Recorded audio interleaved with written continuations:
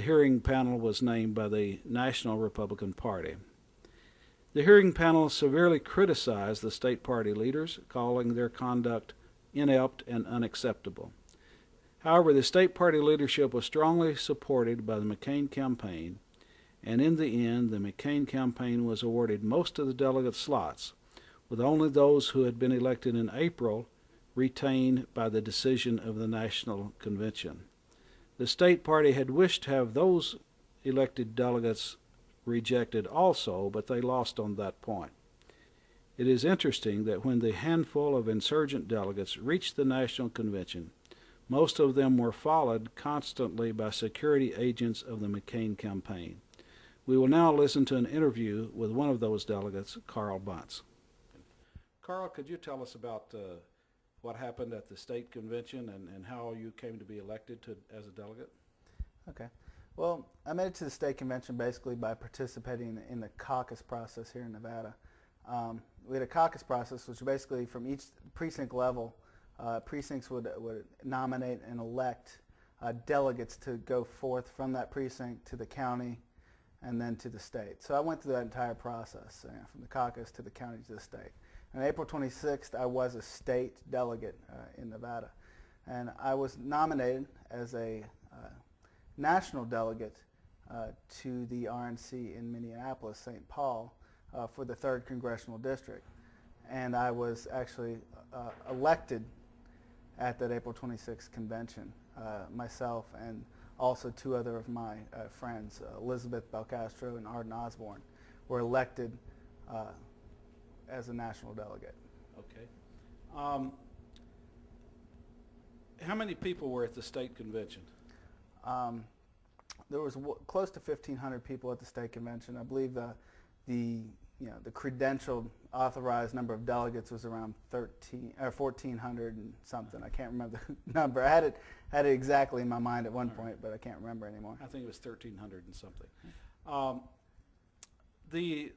There was an election for 3 congressional districts, but something interrupted that election. What interrupted it? Basically what we were doing, we were broken into our 3 congressional districts, and we had elections in each of them. Each congressional district could run elections how they chose. Basically, the delegates were in charge of the convention. So in my specific congressional delegation of the 3rd Congressional District of Nevada, we nominated our people. We did an election.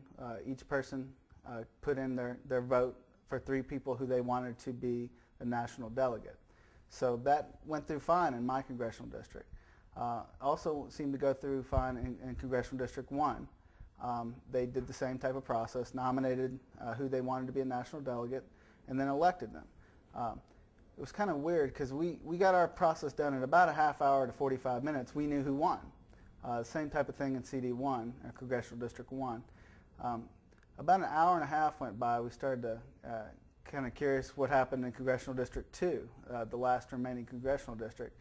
So we started to ask questions, started to see who was in the counting room, because we had some people monitoring the counts in each of the districts as well. So we started to get some feedback that they had finished counting and that they had to recount for some apparent reason.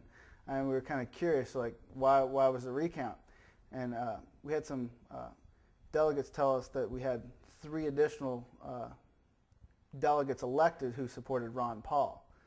So as being a Ron Paul supporter, I was kind of excited about that because I had just had my congressional district 3. We had 3 Ron Paul delegates elected.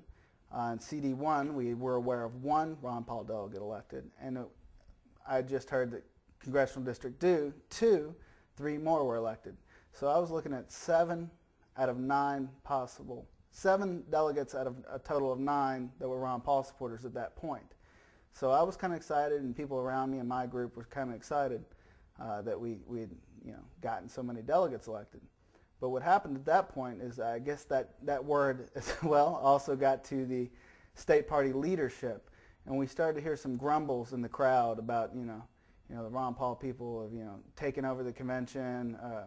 They've tried to steal the delegates, things like that. We started to hear just rumors around the convention, and then at that point, we started to see that the convention actually started to come to kind of a grind, kind of a halt. We started watching videos. We started to have speakers that actually we had the same speaker a couple times and the same video a couple times, and no business was actually being done at the convention. Do you think the leadership was stalling for time at that point? I think my personal belief is our state party leadership was overwhelmed.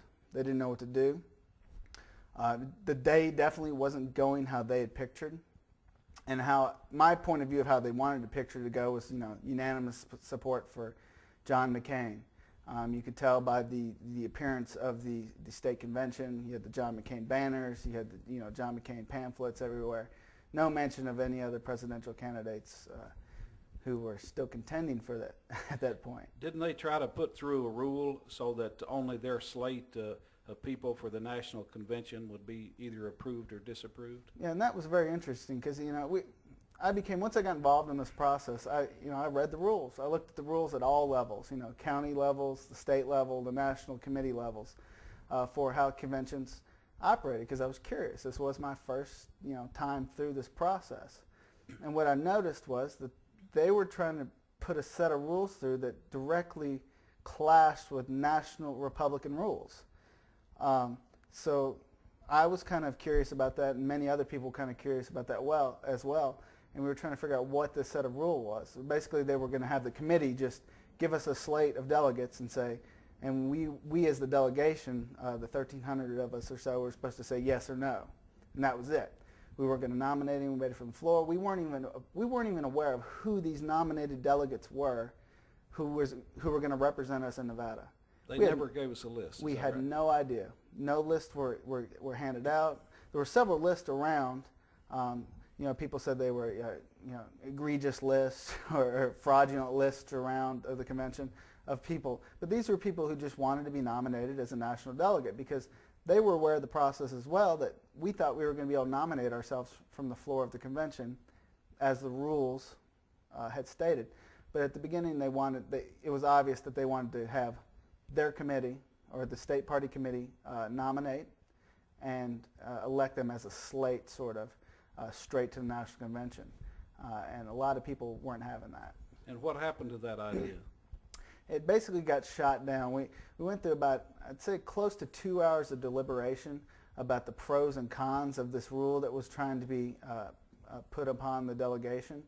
And it got shot down, I'd say, about 75% of the delegation there. They wanted a fair and open process. At no point did they ever say, here's the slate that we're presenting. Maybe everybody might have agreed with it. We don't know.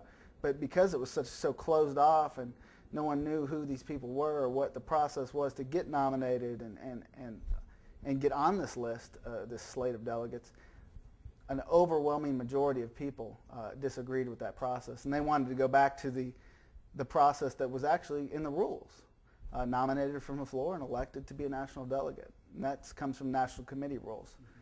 So that's the process we as a delegation chose and got put back into the rules. Now, there was supposed to, when we got the new rules, there was supposed to be an election for about 22 at-large delegates, right? Mm-hmm. Correct. What happened to that election? Basically, after the congressional delegation elections, 2 had got completed. The 1 was still in sort of a counting phase. And at that point, that's when we went into sort of the slowdown, no business being conducted. That was the next basically logical step in the convention, was to finish the congressional elections, 1, 2, and 3, and then move into the at-large delegation, which is the 22 people to be nominated and elected onto the national level. That process never got to occur. That process never got to occur.